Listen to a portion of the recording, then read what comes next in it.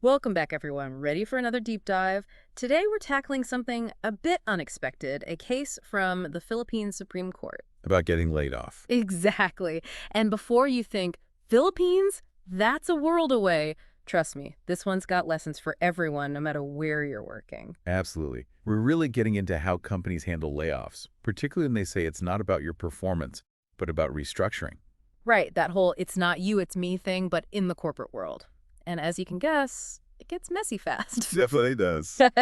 So to really illustrate it, we're diving deep into this case. 3M Philippines, Inc. versus Lauro D. Yuseco. Which, yeah, sounds a bit dry just saying it like that. But it's really about this one guy's experience, and it's very relatable. Oh, totally. So we've got the big company on one side, 3M Philippines, part of the global 3M. They make Post-it notes, all sorts of things. You know them. Everyone does. And on the other side, there's Lauro D. Yuseco. He'd worked his way up at 3M Philippines for almost 20 years when, well, things took a turn. Not a good one from his point of view. Definitely not. Picture this. It's 1997. Lauro gets this job at 3M. Years go by. He's excelling, becomes a country business leader, making good money, like living the dream. Seems like it, yeah. But then, fast forward to 2015, that's where the trouble begins. That's where it all starts to go wrong. Because, out of the blue, Laura's called into a meeting with the managing director. No warning, just come see me. He gets there, HR manager's there too, and bam, they tell him his position is being eliminated. Just like that. And we'll get into it. But how this all happened is a big part of why this ended up in court. I bet. So put yourself in Laura's shoes here. You've given almost 2 decades to this company, you're successful, and then wham, you're out. I mean, come on. If that were you, you'd want a little time to process, right? It's not like they were offering him another spot, at least not that we know of. No, nothing like that. Mm. And that's exactly what Laura did. Wouldn't sign anything right then and there, which, I mean, fair enough. Totally. So then what? Did they just walk him out? Pretty much. Told not to come back, actually. And to make it even worse, the very next day, managing director sends a company-wide email. Uh-oh. I think I can guess where this is going. Yep, the email says Lauro is pursuing other opportunities. Seriously? Yeah. They spun it like he wanted to leave when they were the ones pushing him out. That's exactly what Lauro claimed when he sued. Said it was totally untrue and that it hurt his reputation professionally. Ouch. After nearly 20 years, you'd think they'd handle it with a little more, tact. You'd think. Now, to be fair to them, 3M Philippines did eventually send him a formal letter. It said his position was gone because of redundancy. They claimed they were restructuring, moving from a business group model to a market-focused one. Oh, okay. So corporate jargon for we're shaking things up. But for those of us who don't speak fluent corporatese, can you break down what that even means? Sure. So redundancy, that's actually a legal term in a lot of places, including the Philippines, basically means your job isn't needed anymore, often because of, you guessed it, restructuring. Important to get this is different from being fired for, doing a bad job. Right. It's not you. It's the position they're saying they don't need anymore. Exactly. Now, business group versus market-focused. Think of it this way. Hit me with it. Say a company sells a bunch of different stuff, like 3M does, right? Business group model, you might have teams for each product type. So one for adhesives, another for office supplies, and so on. But market-focused, you're organizing around types of customers. Okay, I'm starting to see it. So instead of adhesives team, it'd be like team for consumers, team for businesses, that kind of thing. Exactly. So 3M Philippines, they were shifting to focus on those customer groups, not just product categories. And as part of that, they claimed they didn't need Lauro's specific role anymore. Okay, so far, so corporate. But that still leaves the question of, okay, but which one of us is out of a job? If you're Lauro, right? Exactly. It was either going to be Lauro or the other leader, a guy named Tommy Lopez. And this is where 3M Philippines is saying they were in the right. They said it was a no-fault dismissal. Okay, let's unpack no-fault dismissal for a sec, because I bet a lot of people listening are thinking about their own jobs right now. For sure. It basically means the reason for letting you go isn't about your work. It's not that you messed up or anything. It's stuff outside your control. Restructuring, economic downturn, that kind of thing. So in this case, 3M saying, hey, Lauro was good, but we just don't need his position because we reorganized. Exactly. Now, whether you agree with that is one thing, but legally, they're often allowed to restructure and cut positions if they do it the right way. Right way being the key phrase there. Because even if we buy that, that email implying he left voluntarily is still iffy. It does raise some eyebrows.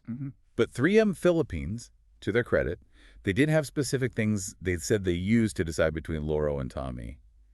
And this is where documentation is huge GE. Tell me they didn't just flip a coin. Thankfully, no coin flips. They argued they used objective criteria. First, they looked at broader work experience. Which makes sense. You'd want someone who's got experience in both sides of the now merged department. Right. And Lopez, he'd worked in both departments before they were combined. Lauro had only been in one of them. Point for Lopez, then. What else? Second thing, performance reviews. They compared Lauro and Tommy's scores over the previous 3 years. Don't leave us hanging. Lopez consistently scored higher. Yeah, starting to feel like things were stacking up against Lauro, even if those were legitimate reasons. So did he just accept this? Oh, absolutely not. Remember, blindsided, felt misled, thought his reputation was being harmed. This is far from over. It goes on a real journey through the Philippine legal system and the outcome. You might be surprised. So we've got Lauro. Feels like he got a bad deal. 3M saying, hey, just business, restructuring, and a whole lot of tension. What happens next? Where'd this case go? This is where it gets juicy. Lauro, he wasn't cool with it, obviously. Felt like he'd been pushed out, so he sued. And this is where I imagine it gets tricky for anyone not steeped in Philippine law, right? Yeah, it can seem pretty dense. But the ideas are actually pretty universal. So, in the Philippines, these labor disputes, they often start at a special court called the labor arbiter. Basically, a judge just for work stuff. Okay, so like a specialist for these cases, what did this labor arbiter make of all this? This is where it gets good. Remember those red flags we talked about? The labor arbiter actually sided with Lauro. They thought the redundancy thing seemed kind of arbitrary. Like, was his position really gone? Or are they just using that as an excuse? So suspicion that something fishy was going on. I bet that pursuing other opportunities email did not help 3M's case. Not one bit. But get this, 3M, they appealed, right? So up it goes to the National Labor Relations Commission, the NLRC. Which is the... Think of it like a higher-up court, specifically for labor cases. They check if the arbiter got it right, and in this case, they reversed it. Ruled for 3M Philippines. Whoa, wait, so from Lauro winning to 3M winning, that's a swing. Big time. But, plot twist, Lauro, he doesn't give up. Appeals again. Now goes even higher, to the Court of Appeals. 3 courts in, and I'm getting dizzy. This case was all over the place, huh? So what did the Court of Appeals say? Lauro or 3M? Get this. They sided with Lauro. Again. They basically said the NLRC messed up by reversing the first ruling. Yeah. Said 3M hadn't proven Lauro's job was truly redundant. All right, so scores 2-1 for Lauro now, but something tells me we're not done. You'd be right. 3M Philippines, they appeal one more time. And this time, it's the big leagues. The Philippine Supreme Court. Supreme Court, now it's serious, so what's the final word? This is what surprised a lot of folks. Supreme Court overturns the appeals court, rules for 3M Philippines. Whoa. After all that, 3M comes out on top. What was the thinking there? After all that back and forth, why'd they side with the company? Boiled down to substantial evidence. You might have heard that term before.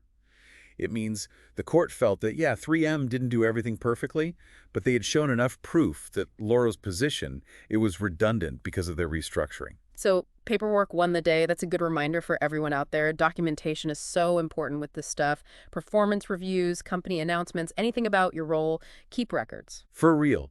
And it's not just having the papers, it's what they say. Remember those affidavits from the HR manager explaining the whole restructuring and why Laura's position was cut? Those were key. So those, plus the letters to Lauro and the Department of Labor about the redundancy, it was enough to convince the Supreme Court that 3M wasn't just trying to get rid of Lauro unfairly. You got it.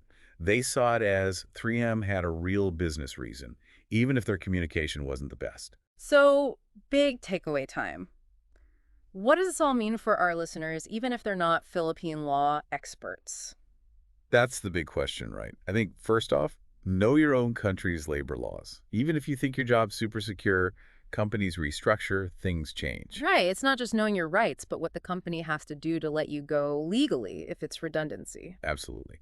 And second, document.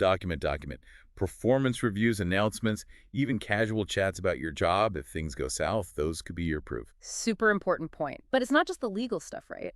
This whole case, it makes you think about how companies handle layoffs, period. Even if it's legal, you got to treat people right, especially longtime employees. 100%. Yeah. And that's what I find so interesting. 3M won, but they could have handled Lauro way better. Been upfront, explained clearly, given him time to digest. Might not have changed the outcome legally, but it's about respect. Totally.